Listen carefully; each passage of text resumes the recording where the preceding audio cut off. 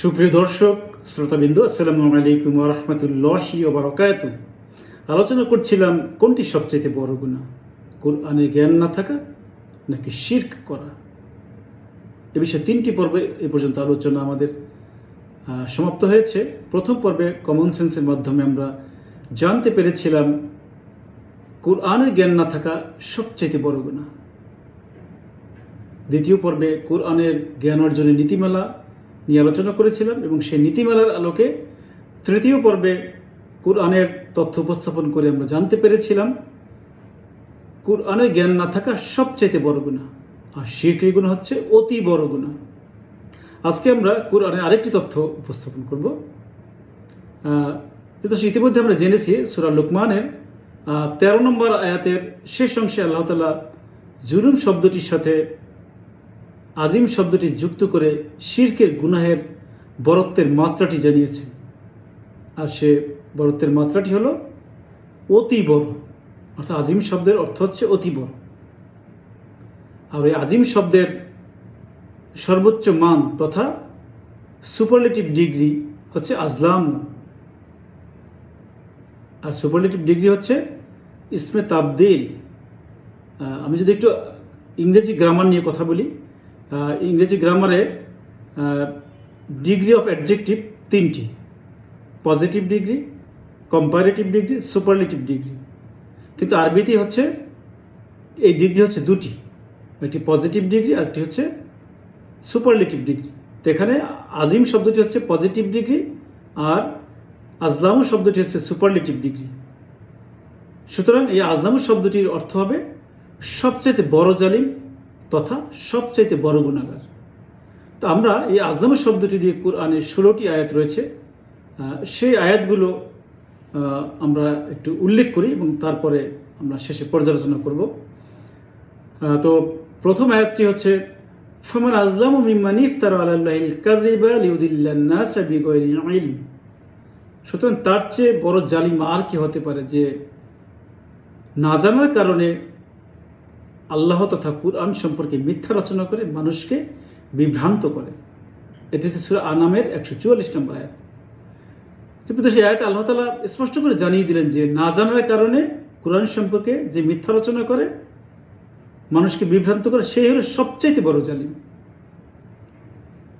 এরপর আরেকটি তথ্য, ওমান আজলামু মিম্মান ইফতারা আলাল্লাহিল কাযিবা আও কাযাবা বিল হাক্কি লাম্মা জাআ। অর্থাৎ তার চেয়ে বড় জালিম আর কি হতে পারে যে আল্লাহ সম্পর্কে মিথ্যা রচনা করে অথবা কথা ও কাজের মাধ্যমে কোরআনকে মিথ্যা প্রতিপন্ন করে তার নিকট তার জ্ঞান পৌঁছে যাওয়ার পরেও।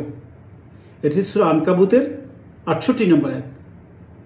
তো প্রিয় দর্শক, আমি যে 2টি আয়াত বললাম, বাকি যে 14টি আয়াত রয়েছে সেই 14টি আয়াতেরও বিষয়বস্তু ঠিক একই, এখানে কোনো পার্থক্য নেই, একই বিষয়বস্তু। তাই আমি আলোচনা যাতে দীর্ঘায়িত না হয় সেজন্য আমি সেই আয়াতগুলো আর উপস্থাপন করলাম না।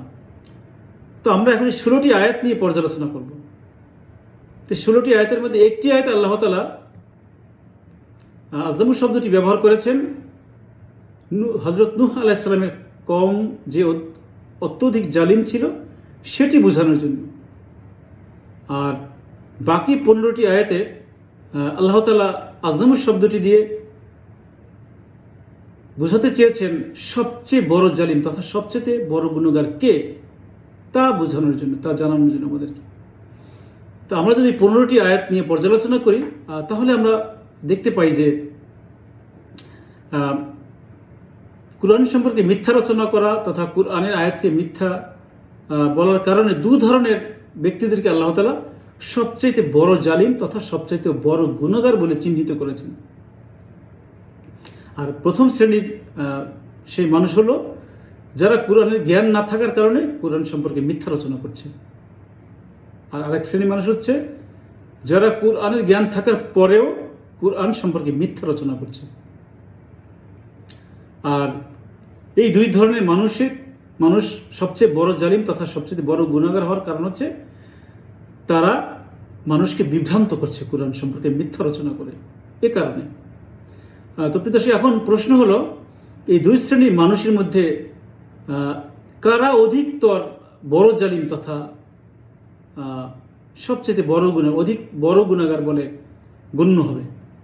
অর্থাৎ কোরআন জানার পর কোরআন সম্পর্কে মিথ্যা রচনা করে মানুষকে বিভ্রান্ত করে যারা, তারা কি সবচেয়ে বড় গুনাহগার হবে, নাকি কোরআন জানার পরেও কোরআন সম্পর্কে মিথ্যা রচনা করে মানুষকে বিভ্রান্ত যারা করে তারা বড় গুনাহগার হবে? তো এই প্রশ্নটির উত্তর, প্রিয় দর্শক, যদি আমি দেই তাহলে আমরা জানি যে জানা একটি ফরজ কাজ, মানা একটি ফরজ কাজ।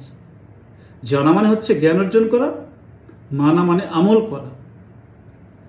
তাহলে আমরা এই দুটির প্রেক্ষিতে যদি আমরা একটু ব্যাখ্যা করি, সেটি হলো যে জানে কিন্তু মানে না, তার জানার ফরজটি আদায় হয়েছে কিন্তু মানার ফরজটি আদায় হয়নি, তাই তার একটি ফরজ অমান্য করার গুনাহ হবে। অন্যদিকে যে জানে না তাই সে মানতে পারছে না, তার কিন্তু দুটি ফরজের একটিও আদায় হয়নি, তাই তার দুটি ফরজ অমান্য করার গুনাহ হবে। আর যার জানা আছে সে আজ না মানলেও কয়েকদিন পর কিংবা কয়েক বছর পর সে মানতে পারবে, কিন্তু যার জানা নেই সে কিন্তু কোনোদিনও মানতে পারবে না, এবং সারা জীবন সে শিরক সহ বড় বড় গুনাহ সে করে যেতেই থাকবে। আর আরেকটি বিষয় সেটি হলো যে জানার পর না মানা অধিক গুনাহ, এই কথাটি মানুষকে জানার বিষয়ে অনাগ্রহ সৃষ্টি করে। অন্যদিকে না জানার কারণে না মানা অধিক গুনাহ, এই কথাটি মানুষকে জানার ব্যাপারে আগ্রহ সৃষ্টি করে, অর্থাৎ জানতে বাধ্য করে।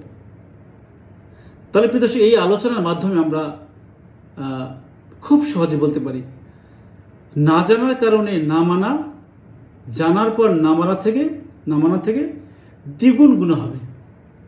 সুতরাং আমরা বলতে পারি কোরআন সম্পর্কে মিথ্যা রচনা করা, না জানার কারণে কোরআন সম্পর্কে মিথ্যা রচনা করা বা কোরআনের আয়াতকে মিথ্যা বলা, জানার পর ওই আচরণ করার থেকে দ্বিগুণ গুনাহ হবে। আর এই গুনাহ হওয়ার মূল কারণ হলো কোরআন না জানা তথা কোরআনের জ্ঞান না থাকা। তাহলে প্রিয় দর্শক, আজলামু শব্দটি ধারণকারী যে 15টি আয়াত আপনাদের সামনে পর্যালোচনা করলাম বা উল্লেখ করলাম, সেই তথ্যের আলোকে আমরা অত্যন্ত সহজভাবে বলতে পারি কোরআনের জ্ঞান না থাকাই হচ্ছে সবচাইতে বড় গুনাহ। আশা করি আপনারা আমার সাথে কেউ দ্বিমত করবেন না। যদি কারো যুক্তি থাকে, পরামর্শ থাকে, আমাকে ইনবক্সে আপনারা জানাতে পারেন কিংবা কমেন্টে জানাতে পারেন। প্রিয় দর্শক, আমি আজকে আলোচনাটি আর দীর্ঘায়িত করব না। সামনে আরও তথ্য নিয়ে আপনাদের সামনে আবার উপস্থিত হবে ইনশাআল্লাহ। সামনে সেই পর্বগুলো আপনাদের দেখার আমন্ত্রণ জানিয়ে আজকের আলোচনা আমি এখানে শেষ করছি। আসসালামু আলাইকুম রহমতুল্লাহি ওয়া বারাকাতুহু।